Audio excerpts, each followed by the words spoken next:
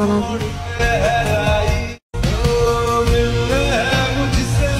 দেখো আমাকে কেমন লাগতেছে, শুনুন না। দেখো না কেমন লাগতেছে আমাকে, শুনুন না। ল্যাংড়া আমি না গেলে বরকত ওই বাড়িতে একলাই যাক। তুমি কি মনে করো ওই বাড়িতে ওরা এখন একলা যাওয়াটা ঠিক হবে? তোর লজ্জা লাগে না? এইসব অপমান তোর গায়ে লাগে না? না লাগে না। যখন আপু খালামণিকে বিয়ে করতে এসে তোমাকে বিয়ে করে ফেলছিল, সেটা ছিল খালামণির জন্য চরম অপমান। খালামণির মতো আমার কোনো কিছু গায়ে লাগে না। অর্পা,